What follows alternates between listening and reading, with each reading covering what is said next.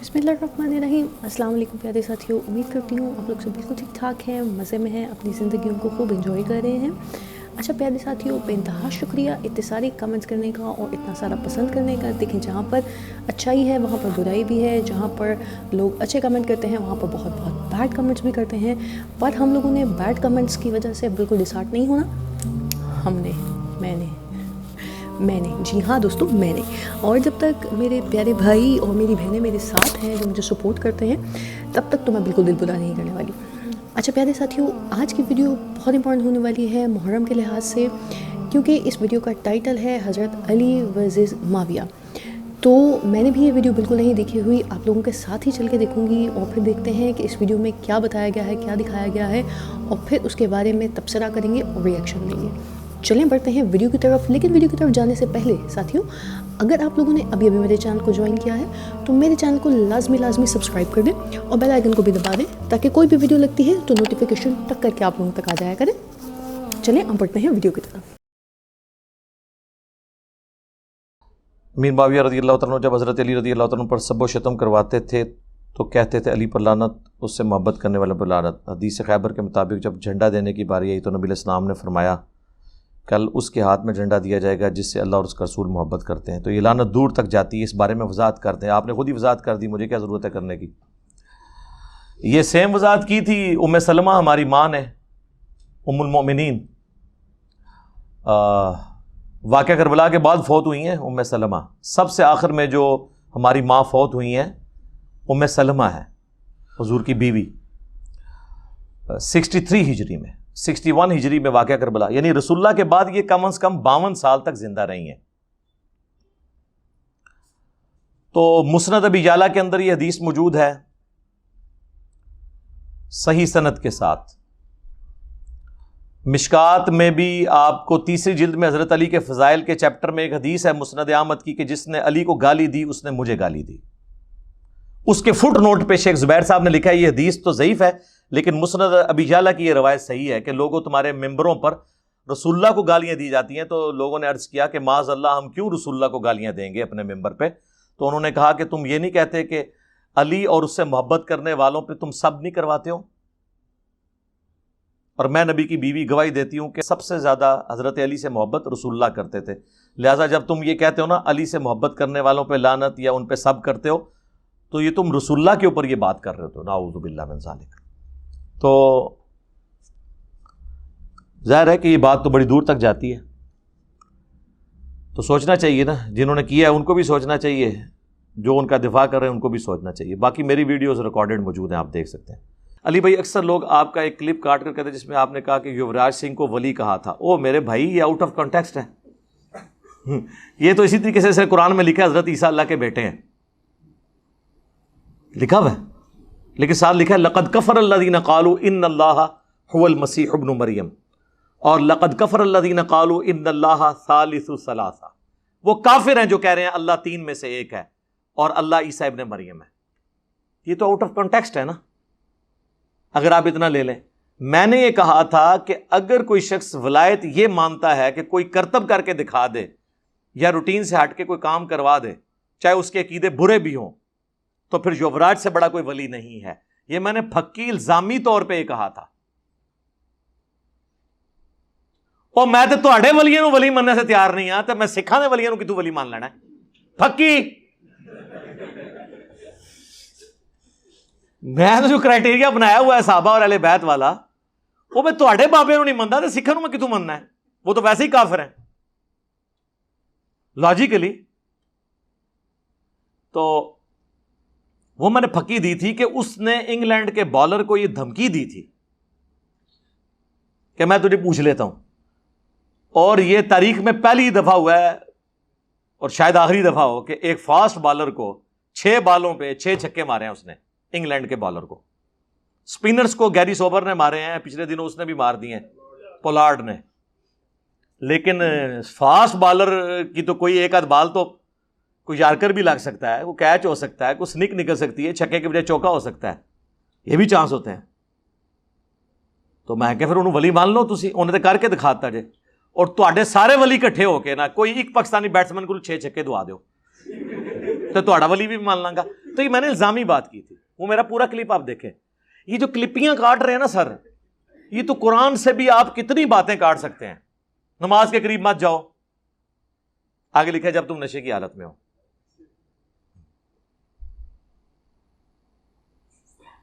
ایک بدری صحابی کو حضرت عمر نے کہا, صحیح بخاری مسلم دونوں میں ہے, یا رسول اللہ اجازت دے اس منافق کا گلا کاٹ دوں. یار حضرت عمر ایک بدری صحابی کو کہہ رہے ہیں منافق اور قتل کی دھمکی دے رہے ہیں. توبہ توبہ توبہ توبہ. لیکن یہ میں نے کلپ کاٹا ہے حضرت عمر کا. پوری بات یہ ہے کہ اس نے رسول اللہ کی مخبری کر دی تھی اور کفار مکہ کو کہہ دیا تھا کہ حضور عنقریب تم پہ چڑھائی کرنے والے ہیں, اور یہ جو میں نے حضور کا سیکرٹ لیک کیا ہے اس کے عوض تم میرے اہل و عیال اور میرا مال جو مکے میں ہے اس کی سیفٹی کی ضمانت دو, کیونکہ میں نے حضور کا راز تمہیں لیک کر دیا ہے.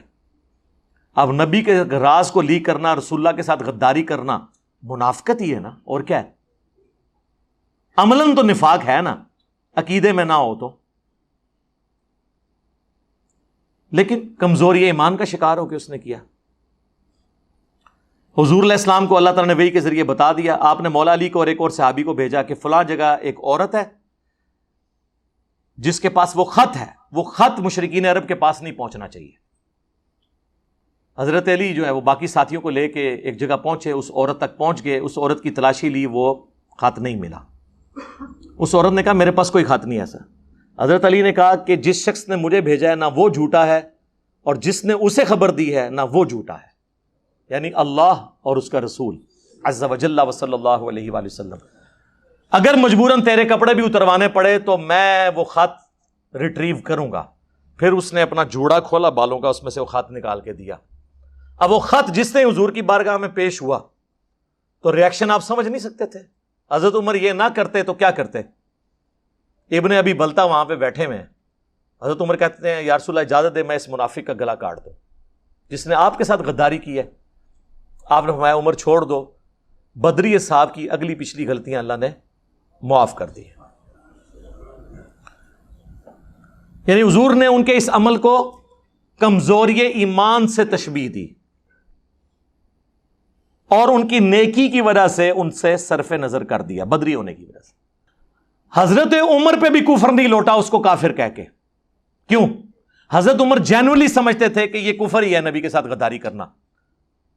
اس ایک حدیث سے کتنے مسئلے محدثین نے نکالے ہیں کہ اگر کسی کی تعویل کی غلطی کی وجہ سے کسی کو کافر کہہ دیتا ہے تو اس کی طرف کفر نہیں لوٹتا. پھر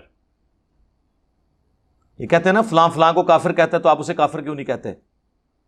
کافر اسی وقت ہوگا جب کلمہ پڑھاتے وقت جو آپ نے منوایا تھا اس کا انکار کرے. اللہ, رسول, آخرت, ختم نبوت, قرآن, بس. باقی کسی کے انکار کرنے سے آپ کفر کا فتویٰ نہیں لگائیں گے.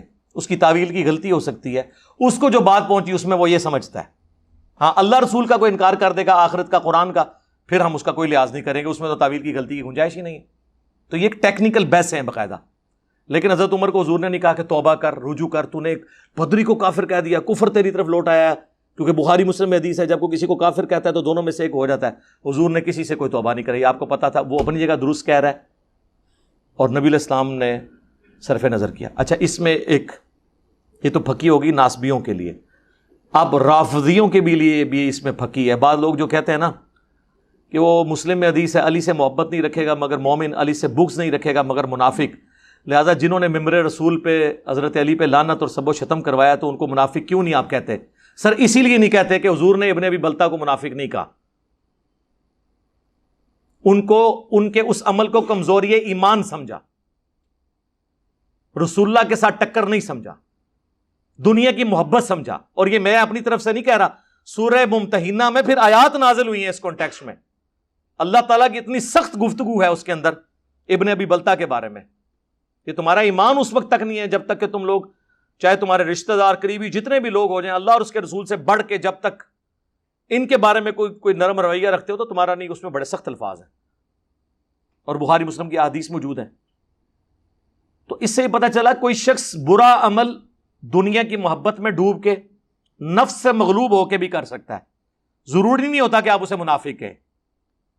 لہذا حضرت علی کے دشمنوں کا منافق ہونا ضروری نہیں ہے, دنیا کی محبت کا بھی شکار ہو سکتے ہیں. جو بخاری مسلم میں حدیث ہے, آپ نے اپنا جو وفات سے 1 مہینہ پہلے شہدائے احد کے قبرستان میں خطبہ دیا تھا, اور عقبہ ابن عامر کہتے ہیں میں نے آخری دفعہ حضور کو ممبر پہ اسی دن دیکھا تھا، اس کے بعد حضور فوت ہو گئے۔ تو اس میں آپ نے کیا فرمایا تھا؟ آپ نے فرمایا کہ ان قریب میں اپنے رب کے پاس جانے والا ہوں، میں تمہارا پیش رو ہوں گا، دیکھنا میرے بعد کافر نہ ہو جانا کہ ایک دوسرے کی گردنیں کاٹنے لگو، مجھے یہ خطرہ نہیں کہ تم میرے بعد دوبارہ شرک کرنے لگو۔ صحابہ کے بارے میں حضور کو یہ کانفیڈنس تھا کہ اب شرک کم از کم یہ نہیں کریں گے، البتہ مجھے ڈر ہے کہ تم دنیا کی محبت میں پڑ جاؤ گے، ایک دوسرے کو قتل کرو گے اور تباہ و برباد ہو جاؤ گے جس طرح اگلے لوگ تباہ و برباد ہو گئے۔ اس کی نمائندہ مثال وہی لوگ ہیں جنہوں نے بعد میں دنیا کی محبت یا حکومت کے حصول کی خاطر یہ سب کچھ کیا۔ میں اشارتاً گفتگو کر رہا ہوں، آپ کو بات سمجھ آ جائے گی۔ ابن تیمیہ نے کہا کرامات کی تصدیق اہل سنت کے اصول میں سے ہے۔ صحیح کرامات کون سی ہیں؟ میری ویڈیو میں دیکھ لیں، صحیح کرامت آپ کو سنا دیتے ہیں، کئی کرامتیں میں نے سنائی ہیں صحیح کرامتیں۔ کرامت یہ ہے کہ کوئی شخص دعا کرے اور اللہ تعالیٰ اس کی دعا قبول کر لے، باقی کو کر کے نہیں دکھا سکتا۔ اور اس کے لیے تختہ بلقیس کا واقعہ بیان کرنا ہے، ایک ہی واقعہ موڑ چھوڑ کے، اس میں بھی حضرت سلیمان نے کہا تھا ہادہ من فضل ربی، وہ پتہ نہیں کوئی فرشتہ تھا یا وقت کے پیغمبر کے ساتھ کوئی اور پیغمبر اٹیچ تھا۔ باقی رہ گئی یا ساریت الجبل، وہ بھی روایت ضعیف ہے حضرت عمر سے متعلق۔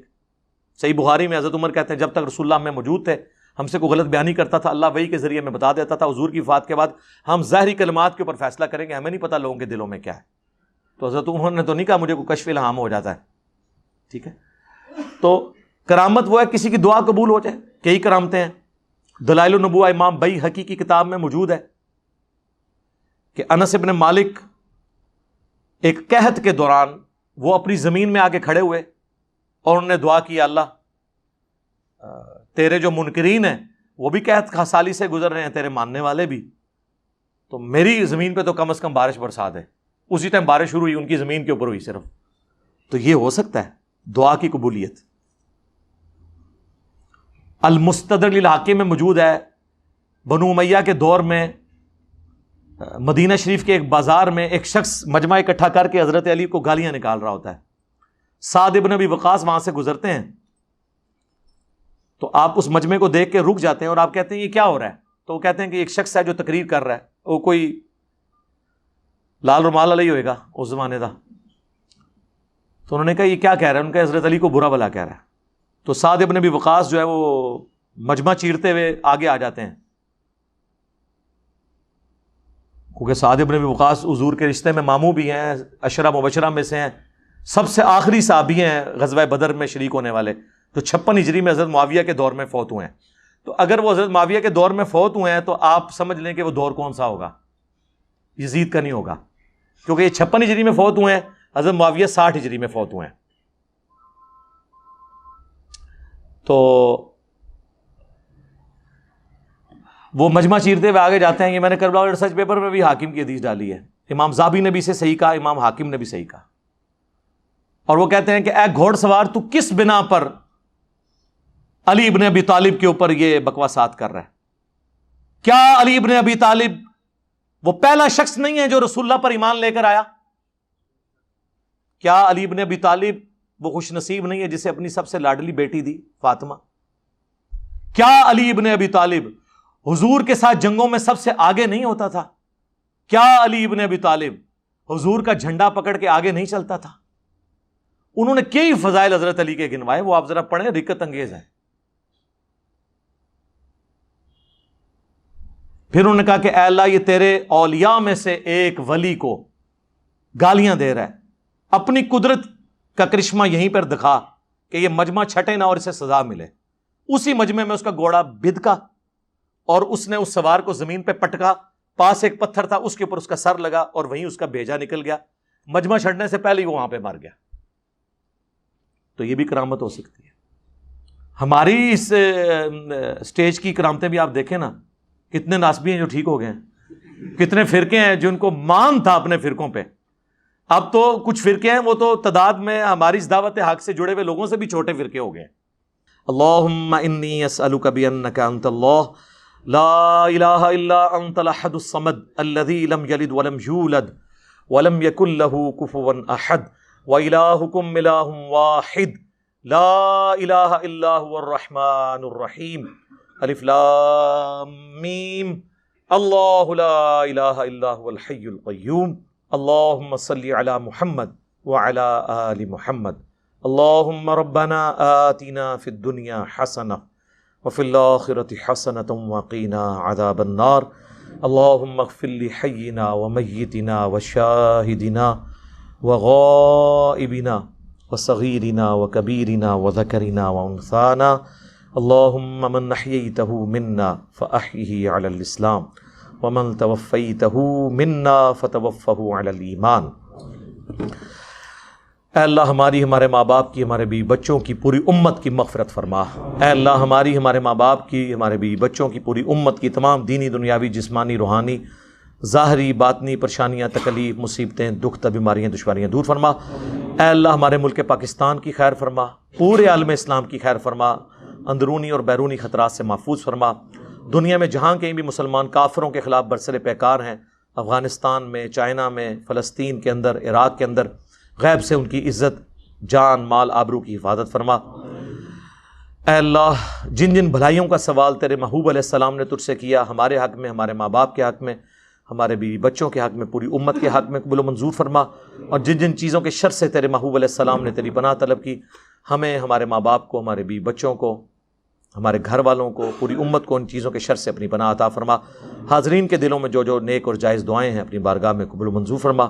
جن لوگوں نے بھی دعاؤں کے لیے کہا، اے اللہ ان کی نیک دلی جائز خواہشات کو پورا فرما۔ اے اللہ جو کچھ مانگا وہ بھی عطا کر دے، جو نہ مانگ سکے ہمارے حق میں بہتر ہے تو ہمیں بن مانگے ہی عطا فرما دے۔ سبحان ربک رب العزت عما یصفون وسلام علی المرسلین والحمد للہ رب العالمین وصلی اللہ علی النبی الکریم وعلی آلہ وصحبہ اجمعین برحمتک یا ارحم الراحمین، تاکہ زیادہ سے زیادہ لوگوں تک ہماری ویڈیو جا سکے اور یوٹیوب فیملی جلدی سے بڑھ سکے۔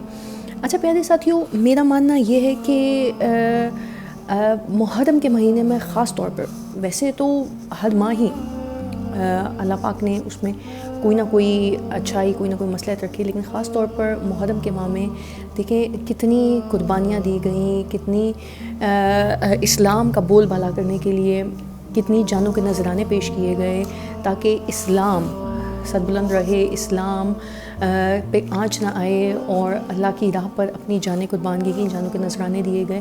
خاص طور پر اس ماہ میں مجھے لگتا ہے کہ آپ کو باقی ساری خوشیوں کو ترک کر کے، بے شک آپ شیعہ نہیں ہیں، آپ اہل حدیث نہیں ہیں، آپ سنی ہیں، آپ کسی بھی فرقے سے تعلق رکھتے ہیں۔ میرے نبی کا تو خیر کوئی فرقہ نہیں ہے دوستو، نہ ہی انہوں نے کبھی فرقے بازی کو پرموٹ کیا ہے۔ ایک اسلام پہ چلنے کا ہم لوگوں کو تلقین کی ہے، اور ہمیں ایک اسلام پہ چلنا چاہیے، اپنی فرقہ بازیت کو ایک سائڈ پر رکھ کے۔ لیکن خیر کچھ لوگ نہیں یہ چیز سوچتے، مجھے بہت ساری گالیاں بھی پڑیں گی یقیناً اس بات پر، لیکن آئی ڈونٹ کیئر، جو سچ ہے، جو حقیقت ہے وہ حقیقت ہے، اس لیے میں بلا جھجک یہ بات کر دیتی ہوں۔ دوسری چیز دوستو یہ ہے کہ میرے نبی پاک نے فرمایا ہے کہ جس کا مولا میں ہوں اس کا مولا علی ہے، تو حضرت علی علیہ السلام کا تو رتبہ اتنا بلند ہے کہ ان کے اوپر تو کوئی غلط بات اور کوئی اس طرح کے جیسے لوگوں کی نفرتیں اور لوگ بغض کرتے ہیں ہونا ہی نہیں چاہیے، لیکن پتہ نہیں کون لوگ ہیں، کہاں سے آ جاتے ہیں، کیوں اسلام کو بانٹنے پہ تلے ہوئے ہیں۔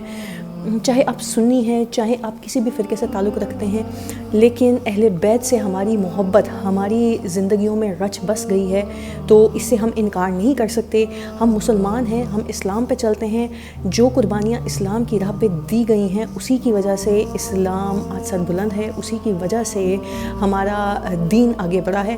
تو اس چیز کو نہ بھولا کریں، اور اپنی نفرتوں کو ایک سائڈ پر رکھ کے ان قربانیوں کے بارے میں سوچا کریں جو اس ماہ میں دی گئی ہیں۔ تو پیارے ساتھیوں، آج کے لیے صرف اتنا ہی، پھر ملیں گے کسی نیکسٹ ویڈیو کے ساتھ، کسی نیکسٹ ٹاپک کے ساتھ۔ امید کرتی ہوں آپ کو آج کا ریئیکشن اچھا لگا ہوگا۔ کوئی بات غلط لگتی ہے، کوئی بات بری لگتی ہے تو اس کی معذرت، اور بیڈ کمنٹ کرنے سے پلیز اجتناب کیا کریں، اس سے کوئی فرق نہیں پڑنے والا دوستو۔ آپ لوگ صرف اپنی مجھے تربیت بتاتے ہیں، میرا اس سے کچھ نہیں جاتا، میں حق پہ ہوں، میں سچ پہ ہوں، اور میں ڈٹی رہوں گی، کیونکہ میں غلط نہیں ہوں، نہ میں کسی کو غلط کہتی ہوں۔ ہاں، ہر انسان کا ایک اپینین ہوتا ہے، میرا بھی اپینین ہے جس کو میں آپ لوگوں کے ساتھ شیئر کر لیتی ہوں، اور مجھے نہیں لگتا کہ اس میں کوئی بھی برائی ہے۔ تو ٹھیک ہے دوستو، اجازت دیجیے گا، اللہ حافظ۔